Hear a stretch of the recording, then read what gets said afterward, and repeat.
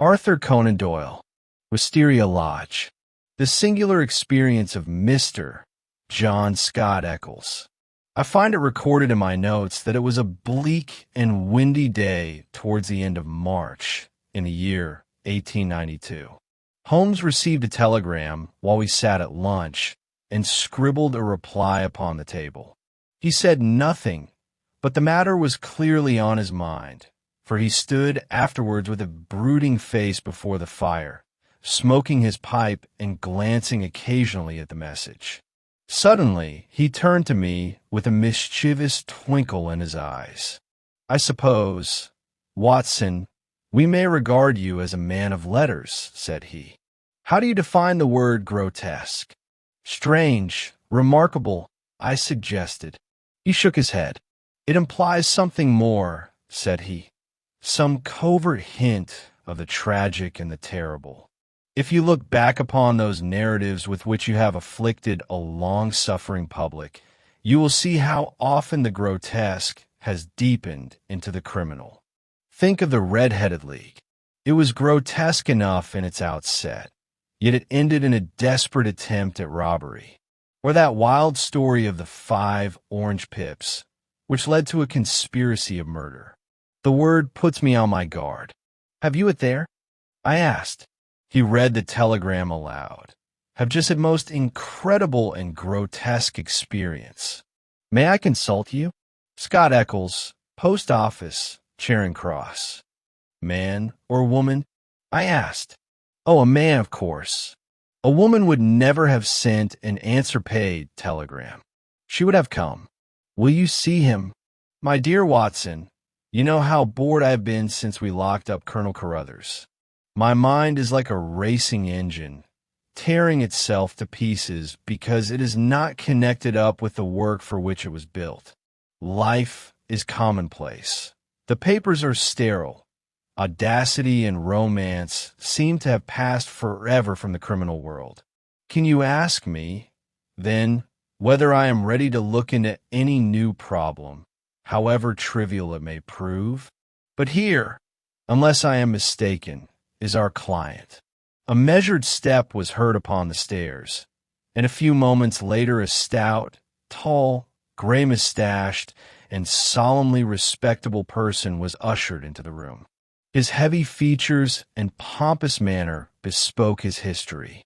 From his spats to his gold-rimmed spectacles, he was a conservative, a churchman, a good citizen, orthodox and conventional to the last degree. But some incredible experience had disturbed his native composure and left its traces in his unkempt hair, his flushed, angry cheeks, and his bewildered, excited manner. He bumped into his story at once. "I have had a most strange and unpleasant experience, Mr. Holmes," said he. "Never in my life have I been placed in such a situation. It is most improper, most outrageous. I must insist upon some explanation." He puffed and swelled with angry importance. "Pray sit down, Mr. Scott Eccles," said Holmes in a soothing voice. "May I ask, in the first place, why you came to me at all?" "Well, sir, it did not appear to be a matter which concerned the police, and yet, when you have heard the facts, you must admit that I could not leave it where it was. Private detectives are a class with whom I have no sympathy, but nonetheless, having heard your name—" "Quite so. But in the second place, why did you not come at once?" "What do you mean?" Holmes glanced at his watch. "It is 2:15, he said. "Your telegram was dispatched about 1.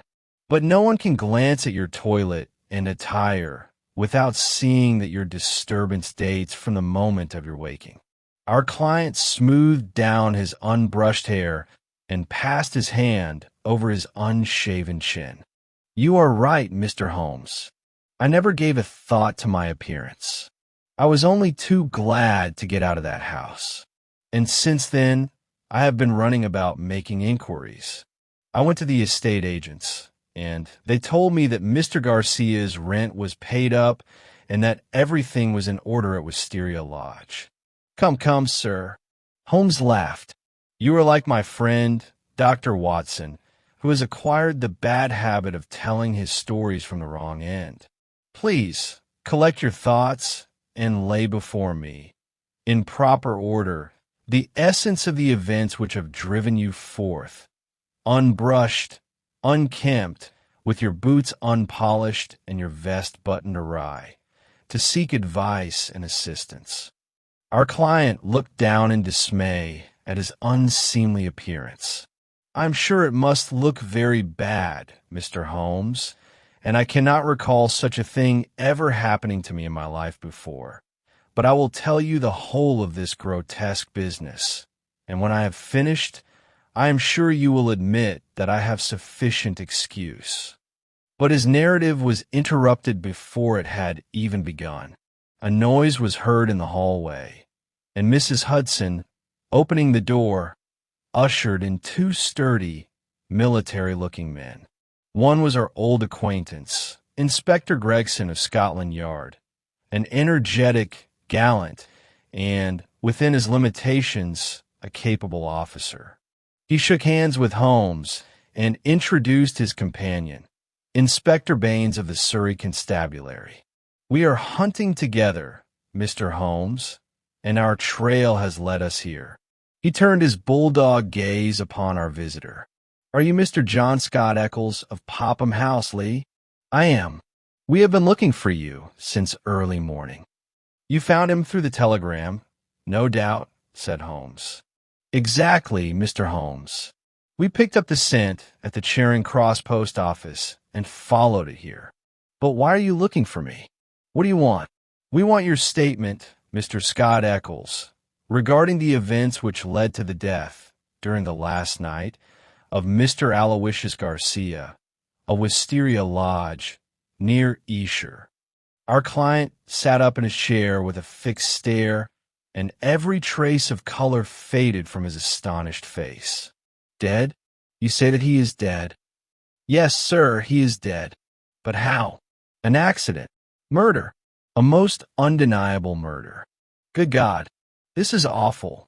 You don't mean that suspicion falls upon me?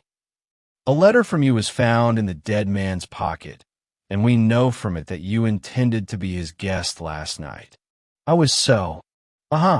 You were so.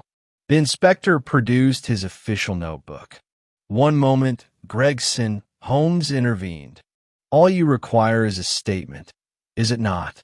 And it is my duty to warn Mr. Scott Eccles that anything he says may be used in evidence against him. Mr. Eccles was about to tell us the story when you entered. I think, Watson, a brandy and soda would do him no harm. Now, sir, I suggest that you disregard the increase in your audience and proceed with your narrative exactly as you would have done had you not been interrupted. Our visitor drank off the brandy, and the color returned to his cheeks. Casting a doubtful eye upon the inspector's notebook, he plunged at once into his extraordinary statement. I am a bachelor, he said, and being of a sociable turn, I have a large circle of friends. Among these are the family of a retired brewer, Mr. Melville, of Kensington. It was at his table some 3 weeks ago that I first met a young man named Garcia. He was, I understood, of Spanish extraction and had some connection with the embassy. He spoke perfect English, was pleasing in his manners, and as handsome a man as ever I saw in my life. A friendship sprang up between us. He seemed to take a fancy to me from the start, and within 2 days of our meeting, he called upon me at Lee. One visit led to another, and finally he invited me to stay with him at Wisteria Lodge, between Esher and Oxshott. Yesterday evening I went down to Esher to fulfill this invitation. Before I went, he had described his household to me. He lived, he said, with a faithful servant, a fellow countryman who looked after all his needs. This man spoke English and managed the house. He also had a wonderful mulatto cook, whom he had picked up in his travels, and who could serve an excellent dinner. I remember him remarking that both the house and the staff would seem unconventional to me. Not the sort of thing one finds every day in the English countryside, and I agreed with him, but they proved to be far more unconventional than I had ever expected. I drove to the place. It is about 2 miles south of Esher. The house is a fair-sized one, standing back from the road, with a curving drive lined by high evergreen shrubs. Wisteria Lodge proved to be an old, dilapidated building, terribly neglected. When the dog cart, having rattled up the grass-grown drive, stopped before the grim, weather-stained door, I had a sudden misgiving as to whether I had acted wisely in visiting a man of whom I knew so little. He opened the door himself, however, and greeted me with great warmth. I was handed over to a servant, a melancholy, dark-skinned fellow, who took my bag and showed me to my room. The whole place was depressing. We dined together, and though my host did his best to entertain me, his mind seemed constantly to wander, and he talked so vaguely and disjointedly that I could hardly follow him. He was continually drumming his fingers on the table, biting his nails, and showing other signs of nervous impatience. The dinner itself was poorly prepared and served with little skill, while the presence of that somber and silent servant did nothing to cheer the occasion. I can assure you that more than once during the evening I wished I could invent some decent excuse to return to Lee. One thing occurs to my mind, which may have a bearing upon the matter you gentlemen are investigating. At the time I thought little of it. Towards the end of dinner, the servant brought my host a note. I noticed that after reading it, he became even more distracted and strange than before. He gave up even the pretense of conversation and sat smoking cigarette after cigarette, buried in his own thoughts, but he said nothing about the message. At 11 o'clock, I was glad to go to bed. Some time later, Garcia looked into my room. My light was already out, and asked from the doorway if I had rung. I said that I had not. He apologized for disturbing me at such a late hour, adding that it was nearly 1 o'clock. After that, I fell into a deep sleep which lasted until morning. And now I come to the truly amazing part of my story. I awoke when it was broad daylight. Looking at my watch, I found it was 5 minutes to 9. I had particularly asked to be called at 8, and I was much surprised at this neglect. I jumped up and rang the bell. There was no response. I rang again and again, but still no one came. I concluded that the bell must be out of order. I dressed in haste and, in a very bad temper, went downstairs to demand some hot water. You can imagine my astonishment when I found the place deserted. I went into the hall and shouted, but there was no answer. Then I ran from room to room. Not a soul was to be seen. My host had shown me his bedroom the night before, so I knew where it was and knocked at the door. No one answered. I turned the handle and walked in. The room was empty, and the bed had evidently not been slept in. He had vanished along with the others. The foreign host, the foreign valet, the foreign cook, all had disappeared in the night. And that was the end of my acquaintance with Wisteria Lodge. Sherlock Holmes rubbed his hands and chuckled as he added this grotesque case to his collection of strange incidents. Your experience, if I may say so, is quite unique, said he. May I ask, sir, what you did then? I was furious.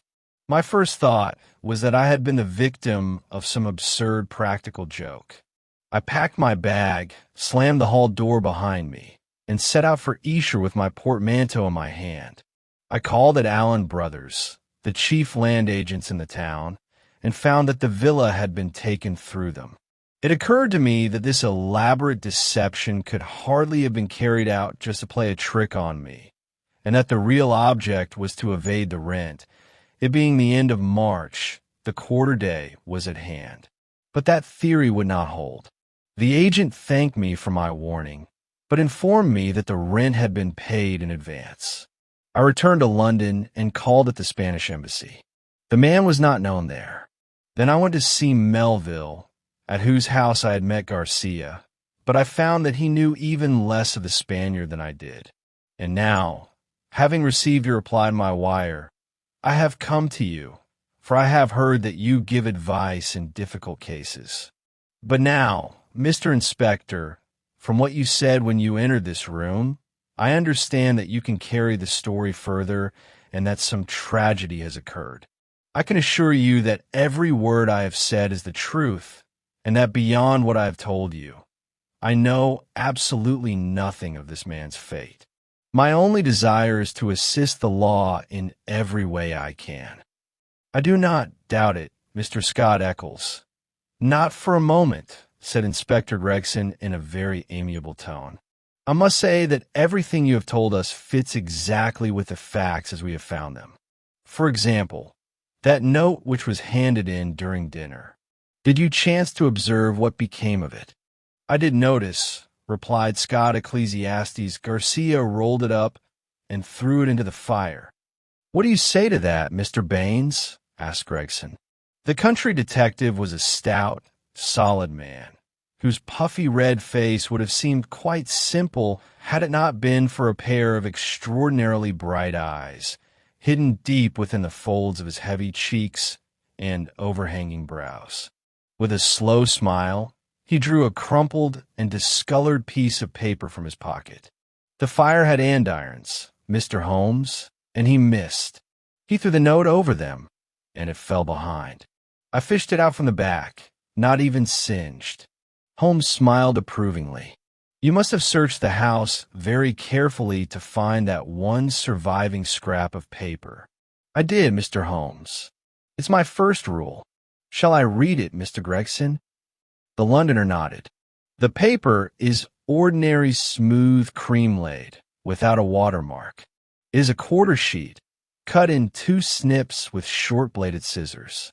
It was folded 3 times and sealed with purple red wax, put on in a hurry and pressed down with some oval object.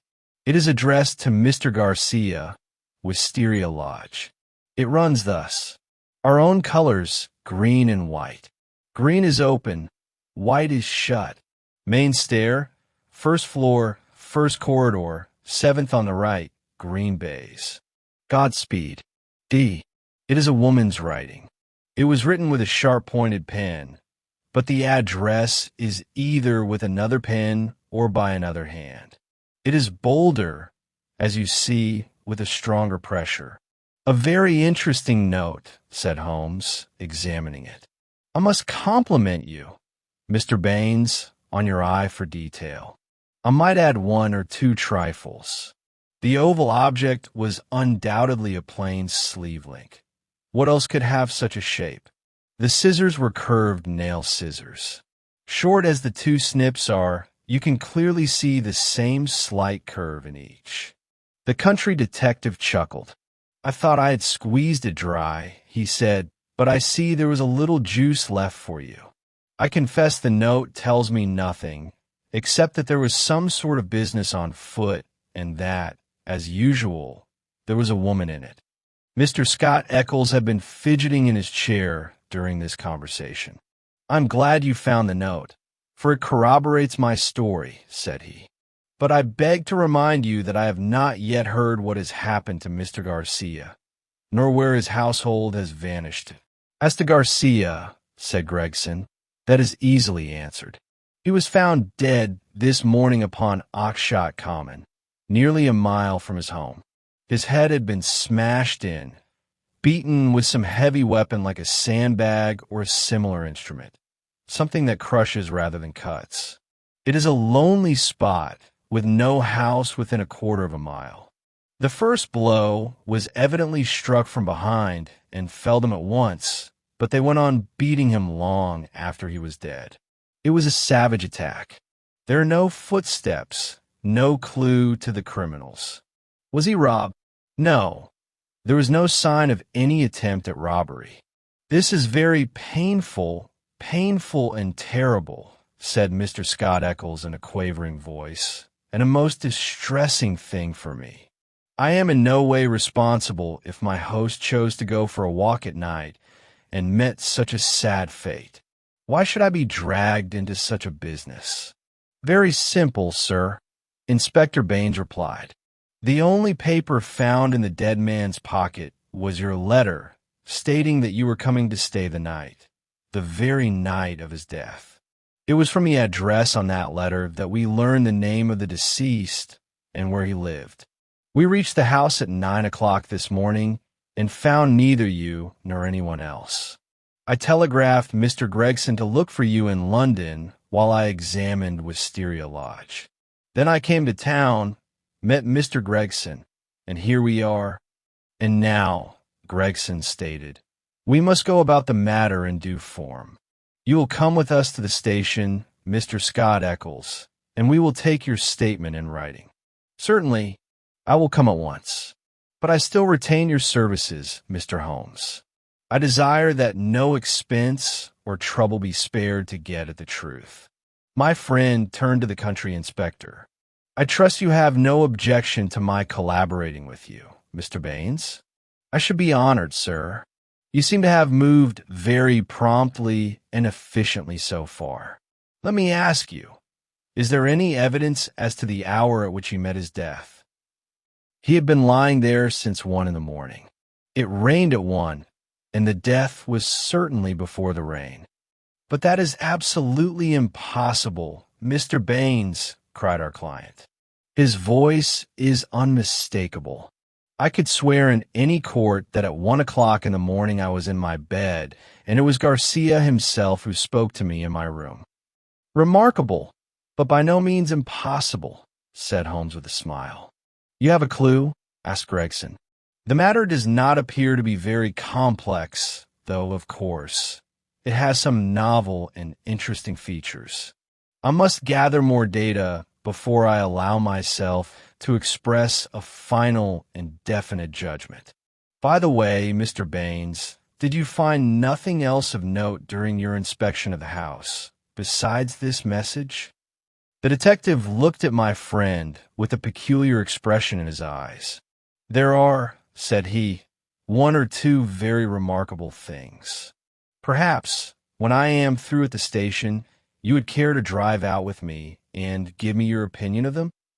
I am entirely at your service, said Sherlock Holmes, ringing the bell. Mrs. Hudson, please show these gentlemen out and send the boy to the post office with this telegram. 5 shillings for the reply paid. When our visitors had gone, we sat in silence for some time. Holmes smoked greedily, his brows drawn down over his piercing eyes, his head thrust forward in that attitude of intense mental concentration which was characteristic of him. Well, Watson, he asked, turning suddenly to me, what do you make of it? As to the joke played on Mr. Scott Eccles, I can make nothing of it. And the crime? Since everyone in the house has disappeared, I should say that they were all concerned in the murder and have fled from justice. That is, of course, a possible suggestion. Yet, if we accept it, it seems very strange that 2 servants, conspiring against their master, should choose to attack him on the one night when he had a guest. They could have done away with him without any interference on any other night. Then why did they fly? Quite so. Why did they fly? That is a significant fact. Another significant fact is the remarkable experience of our client, Scott Eccles. Now, my dear Watson, is it beyond the limits of human ingenuity to furnish an explanation which would link these 2 significant facts together? And if it can also be made to fit that mysterious note with its strange phrasing, well, then it is worth accepting as a working hypothesis. If the fresh facts we uncover all fall into line, then our hypothesis may gradually become a solution. But what is our hypothesis? Holmes leaned back in his chair with half-closed eyes. You must admit, my dear Watson, that the idea of a joke is out of the question. Serious business was afoot, as the event showed, and the luring of Scott Eccles to Wisteria Lodge was intimately connected with it. But what possible connection can there be? Let's take it step by step. There is something unnatural that is obvious from the start in this sudden and strange friendship between the young Spaniard and Scott Ecclesiastes. The initiative came from the Spaniard. Scarcely have they met before he visits Eccles at the other end of London the very next day, and he keeps in close touch with him until he gets him down to Esher. Now, what did he want with Eccles? What could Eccles give him? I see no particular charm in the man. He is not especially brilliant. There is little in common between him and a man of a quick and subtle Latin intellect. Why, then, out of all his acquaintances, did Garcia choose him as the one man specifically suited for his purposes? Has he any outstanding quality? I should say he has. He is the very type of British respectability, precisely the man whose word as a witness would impress another Briton. You saw yourself that his statement, incredible as it was, did not raise a shadow of a doubt in the minds of our two inspectors. But what was he to witness? As things turned out, nothing, but as things were intended to turn out, everything. That is how I read the facts. I see. He was to provide an alibi. Exactly, my dear Watson. He was to provide an alibi. Let us suppose, for the sake of argument, that the servants at Wisteria Lodge were all accomplices in some conspiracy. The attempt, whatever it was to be carried out, say, before 1 o'clock. It is possible that the clocks were tampered with, and that when Scott Eccles went to bed, it was earlier than he thought. At any rate, it is highly probable that when Garcia purposefully looked in on him and said it was 1 o'clock, it was in reality not later than 12. Had Garcia successfully carried out his mission, whatever it was, and returned by 1, he would have had an unanswerable defense. Here was this Englishman of impeccable reputation, ready to swear in any court that the accused was at home all the time. It was a safety valve against the worst. That is all clear enough, I said. But how do you explain the disappearance of the others? I have not yet all my facts, but I imagine it will not prove to be an insoluble difficulty. Still, it is an error to argue in front of your data. Insensibly, one begins to twist facts to suit theories, instead of theories to suit facts. And the message? How did it run? Our own colors, green and white. It sounds like a race. Green is open, white is shut. That is clearly a signal. Main stair, first floor, first corridor, 7th on the right, green bays. This is an appointment. There may be a jealous husband at the bottom of it. It was at any rate a dangerous quest. She would not have added Godspeed otherwise. D, that is the guide note. Garcia was a Spaniard. I presume D stand for Dolores, I suggested. It is a common female name in Spain. Excellent, Watson, excellent, but quite inadmissible. A Spaniard would write to a Spaniard in Spanish. The writer is indubitably English. Well, we can only possess our souls in patience until this very adroit inspector returns to us. In the meantime, we can thank our lucky stars that we are provided for a few hours with something to take our minds from the heavy boredom of existence. Our Surrey inspector had not yet returned when the reply to Holmes's telegram arrived. He read it and was about to tuck it into his notebook when he caught my look of curiosity and, with a laugh, tossed it across to me. "We are moving in high circles," he said. The telegram was a list of names and addresses. Lord Harringby, The Chasm, Sir George Folliot, Oxshott Towers, Mr. Hines, J.P., Petty Place, Mr. James Baker Williams, Fortnold Hall, Mr. Henderson, High Gable, Reverend Joshua Stone, Nether Walsling. "This marks the limit of our field of operations," said Holmes. "The method of elimination suggests itself. Baynes, with his methodical mind, has undoubtedly adopted a similar plan. I don't quite understand. Why, my dear fellow, we have already reached the conclusion that the note received by Garcia at dinner was an appointment. Now, if the obvious interpretation of it is correct, and in order to reach the place of meeting, one has to go up a main staircase and seek the seventh door in a corridor, it is perfectly clear that the house is a very large one. It is equally obvious that it is within a mile or two of Oxshott, since Garcia set out to keep the appointment on foot and intended, if my reading of the facts is correct, to be back in Wisteria Lodge in time for his alibi. That is, before 1 o'clock. As there are not many large houses in the neighborhood of Oxshott, I applied the simple method of asking the land agents mentioned by Scott Eccles for a list. Here they are in this telegram, and at the other end of our tangled line, one of them is surely to be found. It was nearly 6 o'clock when we reached Esher, a pleasant town in the county of Surrey, accompanied by Inspector Baynes. Holmes and I brought our overnight bags and secured comfortable rooms at the Bull. Finally, in the company of the detective, we set out to inspect Wisteria Lodge. The evening was cold and dark, with a biting March wind and a thin rain lashing against our faces, which made the lonely common seem even more desolate and our destination even more grim. After walking for about 2 miles, we arrived, cold and dispirited, at a pair of high wooden gates, beyond which lay a gloomy avenue of chestnuts. The curving, shadow-draped path led us to a low, dark house, pitch black against the leaden-gray sky. Across the facade, in one of the windows to the left of the door, there glimmered a faint, uncertain reflection of light. "We have a constable on guard here," said Baynes. "I'll knock at the window." He stepped across the grass and tapped gently with his fingers upon the lower pane. Through the fog glass, I caught a dim glimpse of a man springing up from a chair by the fire.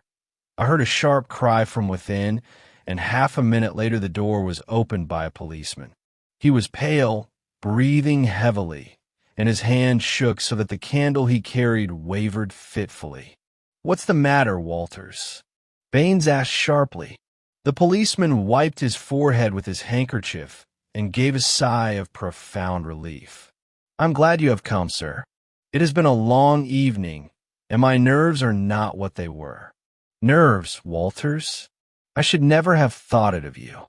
"Well, sir, it's this empty house and the silence, and that strange thing in the kitchen. And then, when you tapped at the window, I thought he had come back." "Who had come back?" "I don't know who he was, sir. The devil himself, for all I can tell. He was standing there, at the window." "Who was standing at the window, and when?"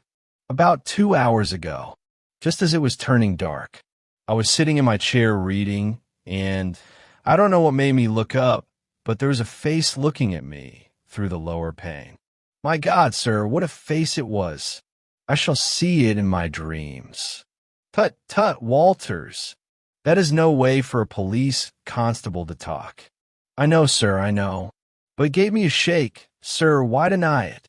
It wasn't black, sir, nor was it white, nor any color that I know, but a kind of clay color with yellowish patches. And it was huge, sir, twice the size of your own. And the way it stared, with great bulging eyes and white, gleaming teeth, just like a hungry beast. I tell you, sir, I couldn't move a finger nor draw a breath until the creature vanished. It slunk away into the bushes and was gone. I ran out after it, but thank God, I found no one there. If I didn't know you were a good man, Walters, I should give you a dressing down for this. Even if it were the devil himself, a constable on duty should never say thank God because he failed to catch him. Is it possible your nerves are playing tricks on you, and you imagine the whole thing?" "The proof is easily found," said Holmes, lighting his pocket lantern. "Yes," he reported, after a brief examination of the grass. "A number 12 shoe, I should say. If he is built in proportion, he must be a giant. What became of him?" "He seems to have pushed through the bushes and reached the main road." A look of grave reflection came over the inspector's face. "Very well," he said. "Whoever he was and whatever he wanted, he is gone now, and we must attend to our proper business. With your permission, Mr. Holmes, we will now look over the house." In the bedrooms and sitting rooms, a careful search had, according to Baynes, yielded nothing of importance.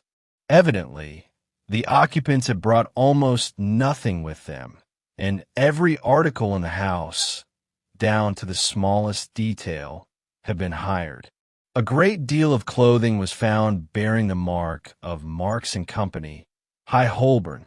A telegraphic inquiry had already been made, but it led nowhere. Marks knew nothing of his client except that he was an excellent payer. A few tobacco pipes, some novels, 2 of them in Spanish, an old-fashioned Lefaucheux's revolver, and a guitar were practically the only personal belongings found. "There is nothing much here," said Baynes, carrying the candle from room to room.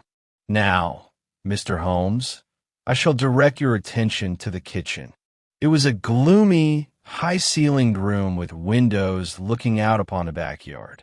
In one corner was a straw pallet, which had evidently served as a bed for the cook.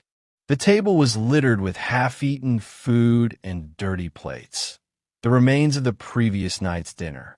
"Look at this," said Baynes. "What do you make of it?" He held the candle toward an extraordinary object propped against the back of the dresser. It was so wrinkled, shriveled, and faded that it was difficult to tell what it had been. One could only say that it was black, covered in skin, and resembled a tiny human body. As I looked at it, I first thought it was the mummy of a Negro infant, and then it seemed more like a very old, withered monkey. I could not decide, in the end, whether it was the body of a human or an animal.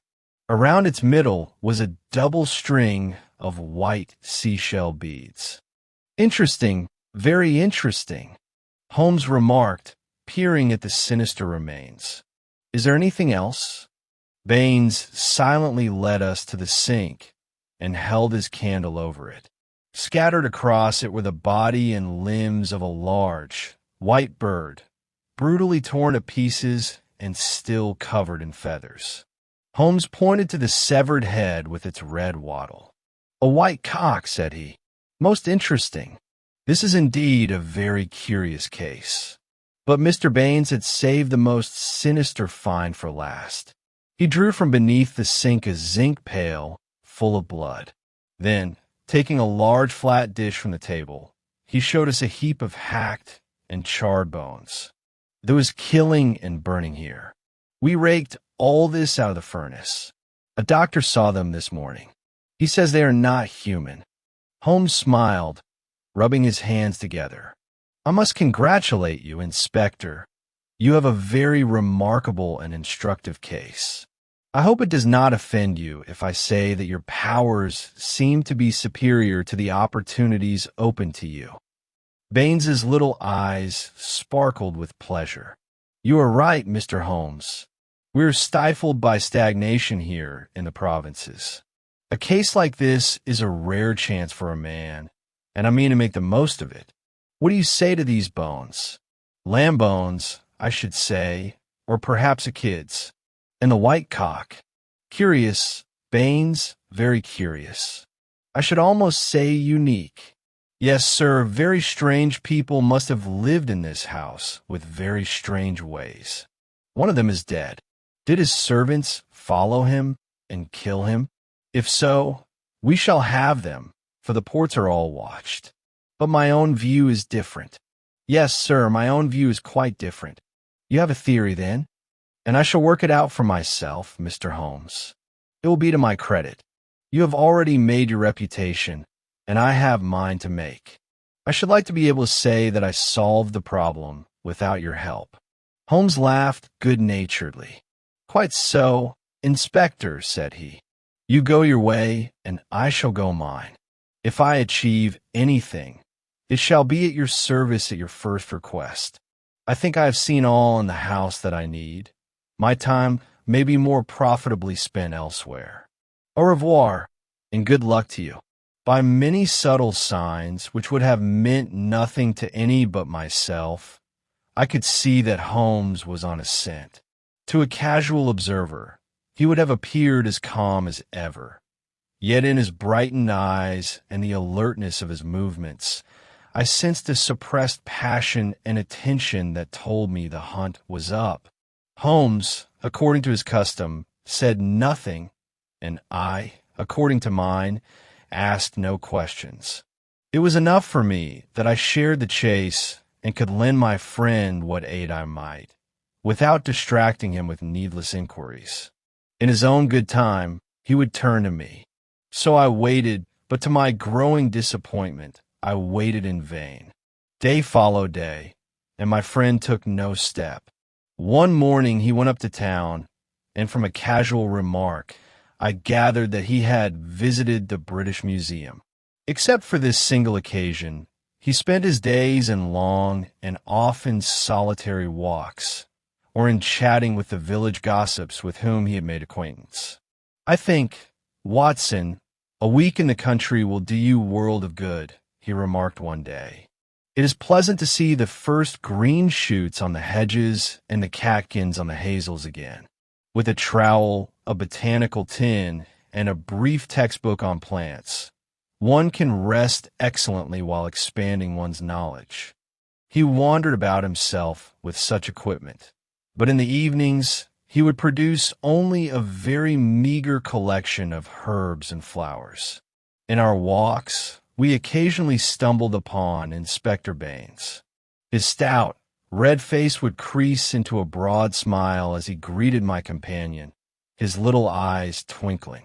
He said little of his investigations, but from that little, we gathered that he was quite satisfied with the progress of the case.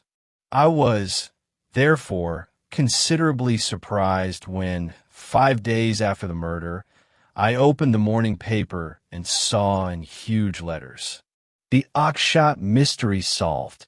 Arrest of the supposed murderer." Holmes sprang out of his chair as if he had been stung when I read the headlines aloud. "It cannot be," he cried. "Does this mean that Baynes has caught him?" "Apparently so," I said, glancing over the following paragraph. "Great excitement has been caused in Esher and the surrounding district by the news which circulated late last night that an arrest has been made in connection with the Oxshott murder.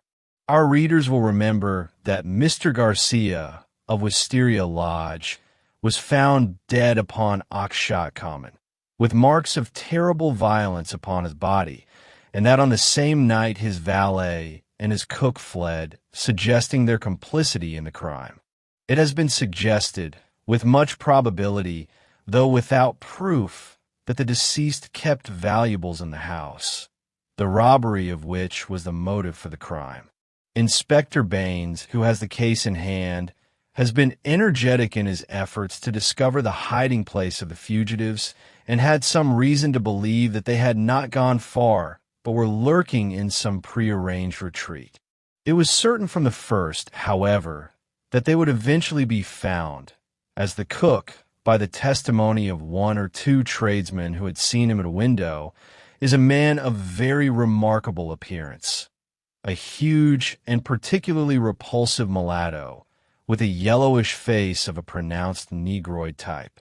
This man has been seen since the murder, for he was identified and pursued by Constable Walters on the very night when he had the audacity to revisit Wisteria Lodge. Calculating that he must have some object in such a visit and would likely repeat it, Inspector Baynes left the house empty, but set an ambush in the shrubbery.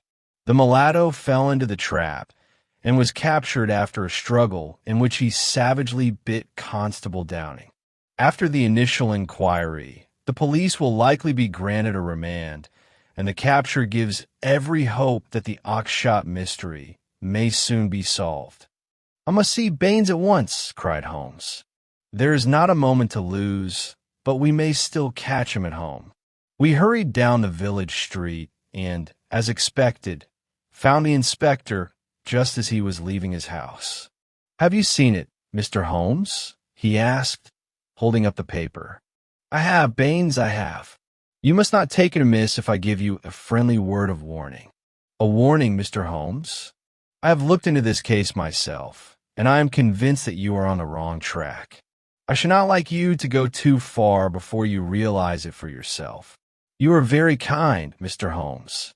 I assure you, I speak for your own good." It seemed to me that a slight wink came from Baynes's tiny eye. "We agreed to work each on our own, Mr. Holmes. I am carrying out the agreement." "Oh, very well," said Holmes. "Do not blame me afterwards." "Why should I, sir? I believe your intentions are good. But we all have our own systems, Mr. Holmes. You have yours, and maybe I have mine. Let us say no more about it. I'm always glad to share the news. The fellow is a perfect savage, strong as a horse and fierce as a devil. He nearly bit Downing's thumb off before we could master him. He speaks no English, and we can get nothing from him but grunts. And you think you have evidence that he killed his master?" "I didn't say that, Mr. Holmes. I didn't say that. We each have our own little way. You try yours, and I'll try mine. That's the agreement, isn't it?" "I cannot make that man out," said Holmes, shrugging his shoulders as we left the inspector. "He seems to be bailing out his own boat. Well, we shall follow his advice, and each go our own way and see what comes of it. And yet, there is something about this Inspector Baynes which I do not quite understand." "Sit down in this chair, Watson," said Holmes when we had returned to our rooms at the Bull. "I want you to grasp the situation, for I may need your help tonight. I will show you the evolution of the case as I have traced it. It is not really complex in its main features, yet it presents unexpected difficulties in the matter of an arrest. In that sense, there are still gaps which we have to fill. Let us return to the note received by Garcia at dinner on the day of his death. We can dismiss Baynes's idea that Garcia's servants were involved. That is disproved by the fact that he himself took pains to lure Scott Eccles to the house, which could only have been done to establish an alibi. It follows, then, that it was Garcia who planned an enterprise, and a criminal one by the looks of it, for the very night he met his death. I say criminal because only a man with a crime in mind seeks to prepare an alibi. Who, then, was most likely to take his life? Surely the person against whom his criminal intent was directed. So far, I believe we are on firm ground. Now we can see what caused the disappearance of Garcia's servants. They were both accomplices in that unknown attempt. Had Garcia returned successful, all suspicion would have been averted by the Englishman's testimony, and everything would have passed unpunished. But the attempt was fraught with danger, and if Garcia had not returned by the appointed hour, it meant that he had paid with his life. They had therefore agreed that in such an event, his two subordinates were to flee to some prearranged hiding place where they could escape pursuit and perhaps repeat the attempt later. In this way, do not all the facts find their explanation? Everything lay before me like unraveled thread. As always, I could only marvel at how it had not been equally obvious to me from the start. But why did one of the servants return? We can imagine that in the haste of his flight, he forgot something very dear to him, something he could not bear to lose. Would that not explain his persistent attempts to recover it? Very well. And the next link? The next link is the note received by Garcia at dinner. It is the thread leading to the other accomplice. Where shall we find its other end? I have already shown you that it must be sought in a large house, and that the number of large houses is limited. My first days in the country were devoted to systematic walks, during which, between my botanical searches, I made myself acquainted with all the great houses and learned the family histories of their occupants. One house, and only one, attracted my attention. It is High Gable, a famous old mansion of the Jacobean period. It stands a mile from that end of Oxshott and less than half a mile from the scene of the tragedy. All the other large houses belong to prosaic, respectable people living measured lives far removed from romance. But Mr. Henderson of High Gable appeared in every account as an extraordinary man, to whom extraordinary things might happen. Therefore, I concentrated my attention on him and his household. They are strange people, Watson, and he is the strangest of all. I managed to gain access to him on a plausible pretext, but I think I read in his dark, deep-set, suspicious eyes that he had unerringly guessed my real purpose. He is a man of about 50, strong, energetic, with iron-gray hair, thick black bushy brows, the step of a deer, and the air of an emperor, a cruel, masterful man, parchment without and red-hot iron within. He is either a foreigner or has lived long in the tropics, for he is yellow and dried up, yet as tough as a whipcord. His friend and secretary, Mr. Lucas, is undoubtedly a foreigner, chocolate brown, wily and stealthy, with a cat-like manner and a poisonously civil speech. You see, Watson, we now have two groups of foreigners, one at Wisteria Lodge, the other at High Gable. Thus, our gaps are being filled. These two men, bound by friendship and mutual confidence, form the core of the second group. But there is another person in the house, perhaps more important to our inquiry. Henderson has two children, two daughters, one 13 and the other 11. Their governess is a Miss Burnett, an Englishwoman of 40. There is also a confidential manservant. This small party forms a close-knit family.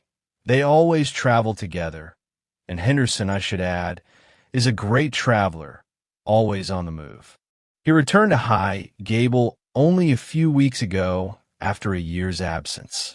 I might add that he is immensely wealthy and can easily gratify any whim. His house is full of butlers, footmen, maids, and the usual overfed, idle staff of a large country mansion. All this I know partly from village gossip and partly from my own observations. There is no better instrument for such a purpose than a discharged servant with a grievance, and I had the good fortune to find one. I say fortune, but I should not have found him if I had not looked for him. As Baynes remarked, we each have our own system. It was my system that helped me find John Warner, the former gardener at High Gable, whom his masterful employer had dismissed in a fit of temper. He, in turn, has friends among the servants still in the house, who one and all tremble before their master and hate him. Thus, I have a key to the secrets of the mansion. Strange people, Watson. I may not have grasped everything yet, but they are certainly very strange. The house is in two wings. The servants live in one, the family in the other. There is no link between them except Henderson's own valet, who also serves the family at table. Everything is brought to a certain door connecting the two halves. The governess and the girls hardly ever leave the grounds. Henderson never, under any circumstances, goes out alone. His dark-faced secretary follows him everywhere like a shadow. The servants whisper that he is in a state of constant terror. Sold his soul to the devil for money, says Warner, and is waiting for the creditor to come and claim his own. No one has any idea who they are or where they came from. They are very violent. On 2 occasions, Henderson has lashed a man with his whip, and only a heavy purse allowed him to escape the law by paying large sums in compensation. Now, Watson, let us discuss the situation in the light of this additional information. We may take it as a certainty that the note was from someone within that strange household, inviting Garcia to carry out some attempt according to a prearranged plan. Who wrote the note? Someone inside the Citadel, and a woman at that. Who else, then, but Miss Burnett, the governess? All our reasoning leads us inevitably to her. At any rate, we may accept this as a hypothesis and see what consequences follow. I might add that Miss Burnett's age and reputation surely exclude my first thought, that a love affair was at the bottom of the matter. If the note is from her, then she is likely Garcia's friend and confederate. How, then, would she behave upon learning of his death?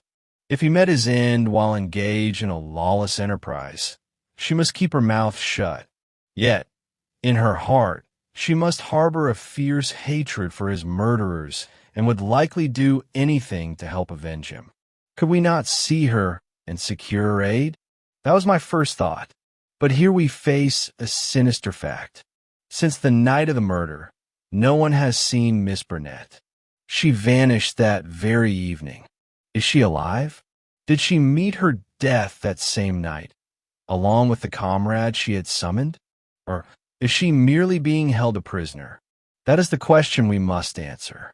You will appreciate, Watson, the difficulty of our position. We have nothing to lay before the law to justify intervention.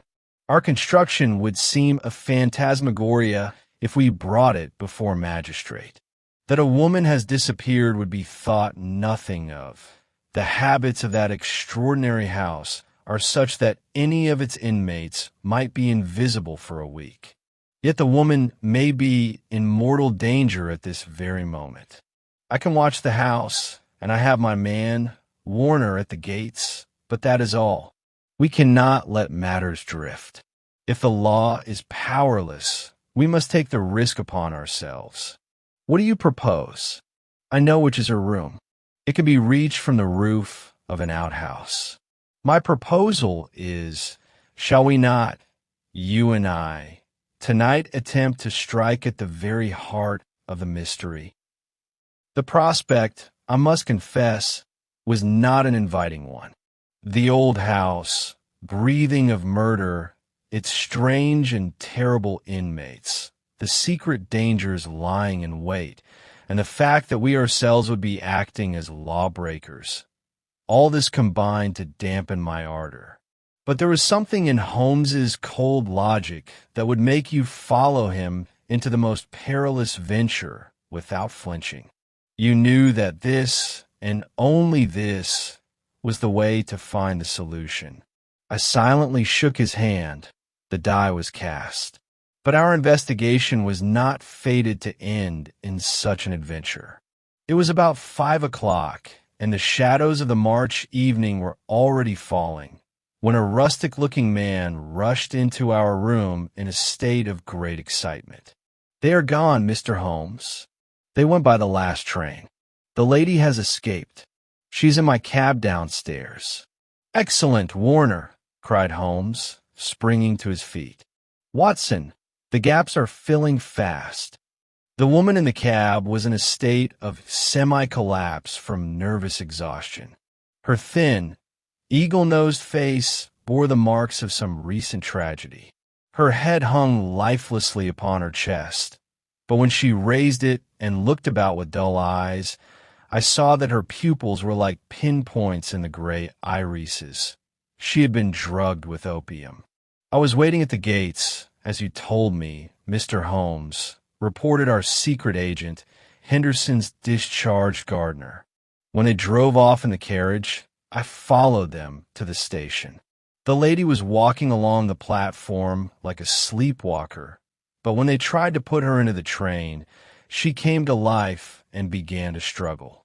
They forced her into the carriage. She tried to get out again. I took her part, put her into my cab, and here we are. I shall never forget the face that man showed at the window as the train moved off and I led her away. If he had his will, I should not have long to live. Black eyes, a yellow face, and a snarl like a devil. We carried the woman upstairs and laid her on the sofa. 2 cups of the strongest coffee quickly dispersed the opium fumes and cleared her mind. Holmes summoned Baynes and briefly explained the situation to him. "Splendid, sir. You have given me exactly what I lacked. The evidence of a witness," said the inspector warmly, shaking my friend's hand. "You see, I have been following the same scent as you from the very beginning." "What? You suspected Henderson? When you, Mr. Holmes, were hiding in the shrubbery at High Gable, I was sitting in a tree in the garden looking down at you. It was simply a matter of who would get the evidence first. Then why did you arrest the mulatto?" Baynes chuckled. "I was sure that this Henderson, as he calls himself, realized he was under suspicion and would be on his guard as long as he felt the danger. So I arrested the wrong man, let him think our suspicions were elsewhere. I knew he would likely try to make a run for it then, giving us the chance to get to Miss Burnett." Holmes laid a hand on the inspector's shoulder.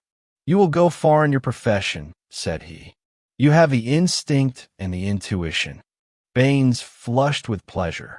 "I had a plainclothes man watching the station all week. Wherever anyone from the Gable went, he would have followed. But when Miss Burnett broke away, he seems to have lost his head. Luckily, your man picked her up, and it has all ended well. We cannot, of course, arrest them without her statement, so the sooner we take it, the better." "She is coming to herself," said Holmes, looking at the governess. "But tell me, Baynes, who is this Henderson?" "Henderson," the inspector replied, "is Don Mario, once known as the Tiger of San Pedro." The Tiger of San Pedro. His whole history flashed through my mind in an instant. He had earned the reputation of being the most bloodthirsty tyrant that ever ruled a country claiming to be civilized. Strong, fearless, and energetic, these qualities had allowed him to force a terrified people to endure his loathsome vices for nearly 12 years. His name was a terror throughout Central America. At the end of that period, a general rising took place. But he was as cunning as he was cruel.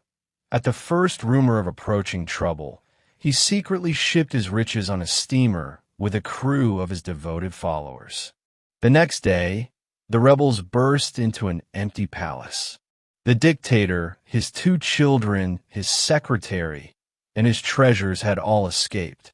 From that hour, he vanished from the world, and the European press often discussed whether he was hiding behind one identity or another.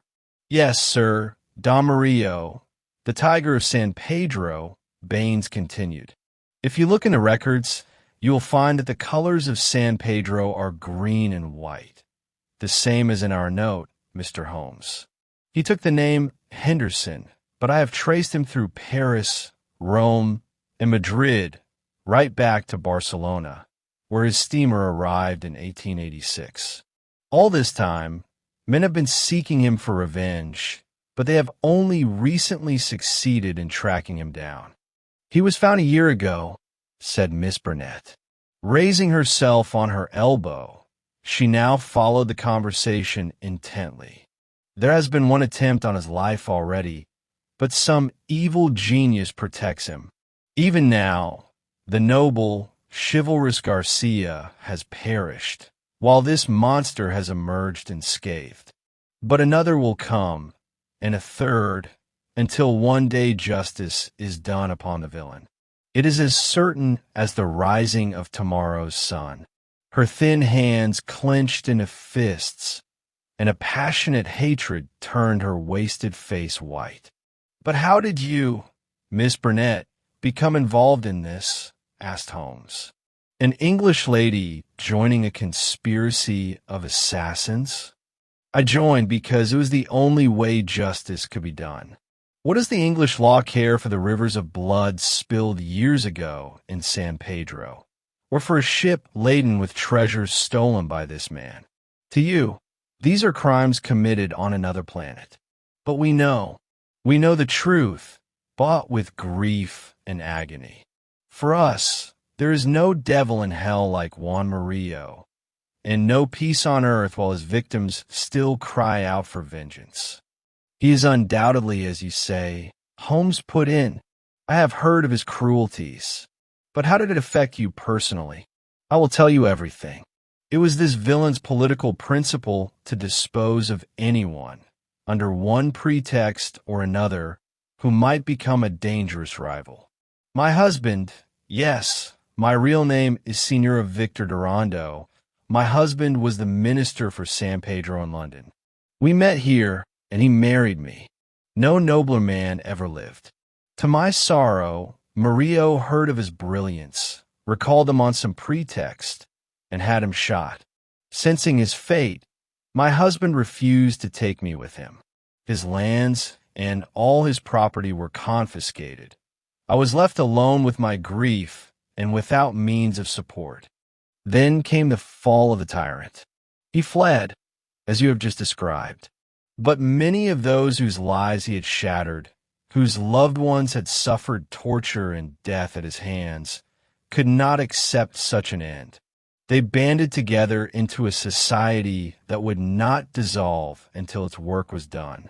As soon as we discovered that the fallen despot was hiding under the name of Henderson, I was tasked with entering his service and reporting his movements. I succeeded in my task, obtaining the position of governess in his house. He never suspected that every day he sat at the table with the very woman whose husband he had sent to his death with a single stroke of his pen, without trial or mercy. I smiled at him.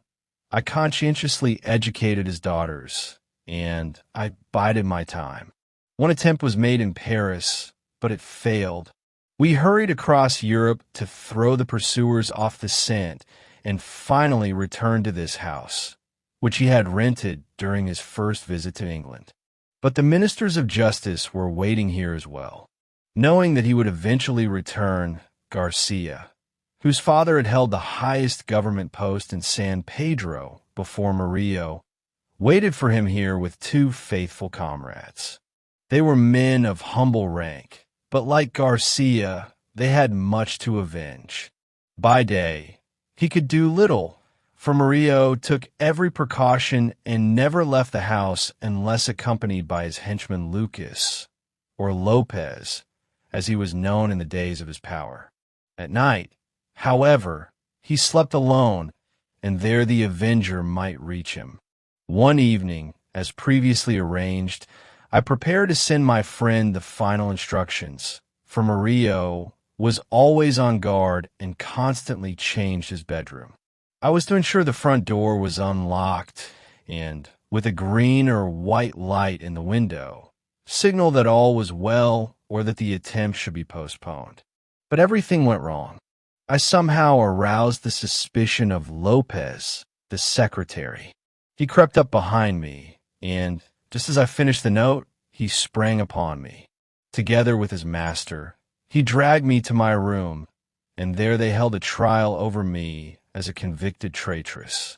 During that trial, they were ready more than once to drive a knife into me, and they would have done so had they known how to escape the consequences.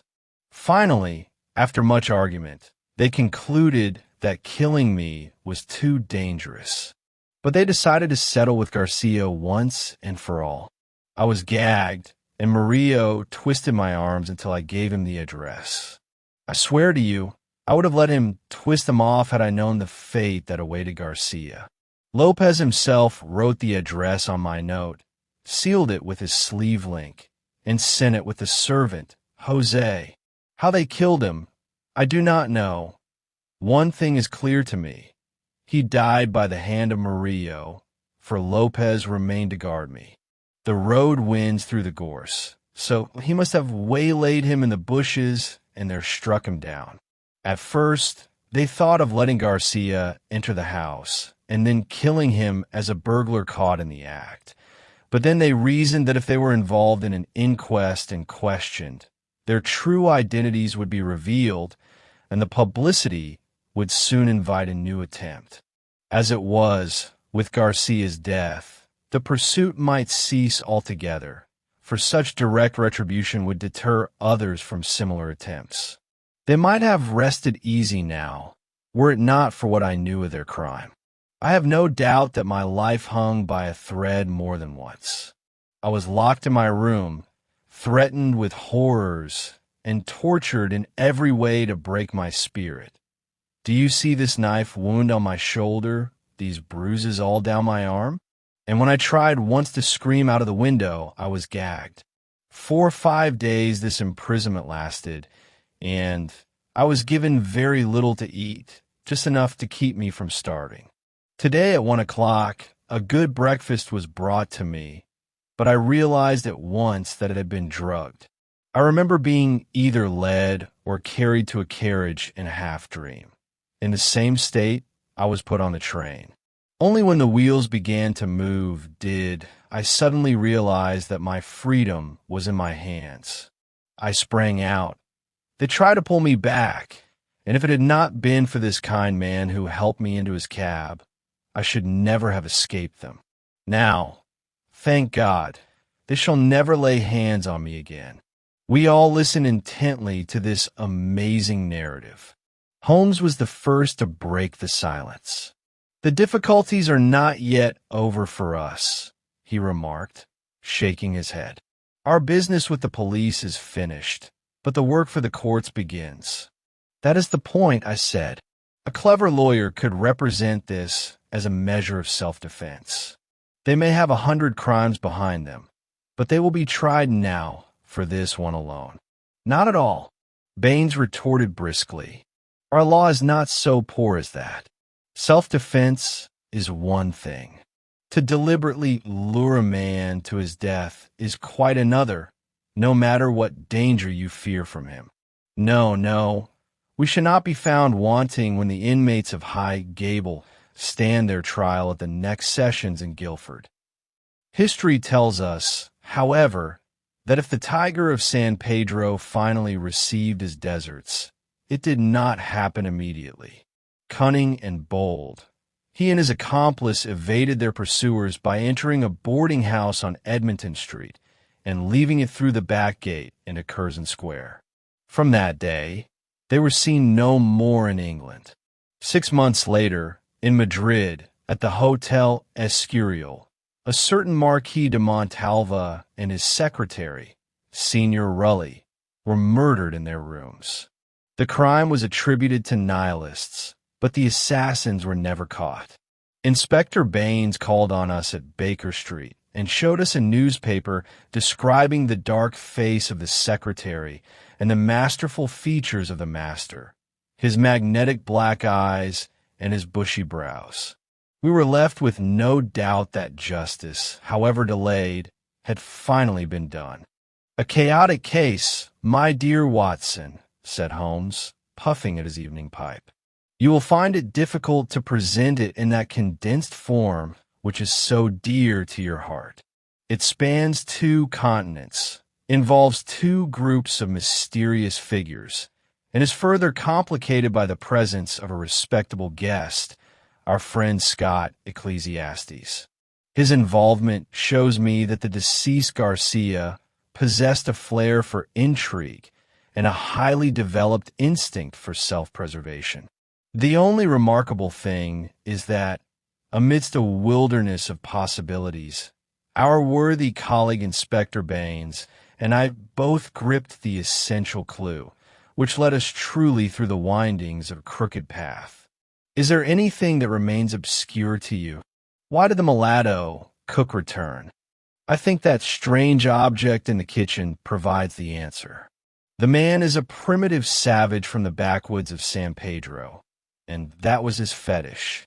When he and his companion fled to their prearranged retreat, where, no doubt, some other Confederate was already ensconced, his comrade persuaded him not to take such a cumbersome piece of evidence. But the mulatto's heart could not be parted from it, and the very next day he was drawn back. He peers through the window, sees Constable Walters. The house is occupied. He waited 3 more days, and then his faith or his superstition drove him to a fresh attempt. Inspector Baynes, though he pretended to me to undervalue the incident, saw its full significance with his usual shrewdness and set the trap into which the man fell. Anything else, Watson?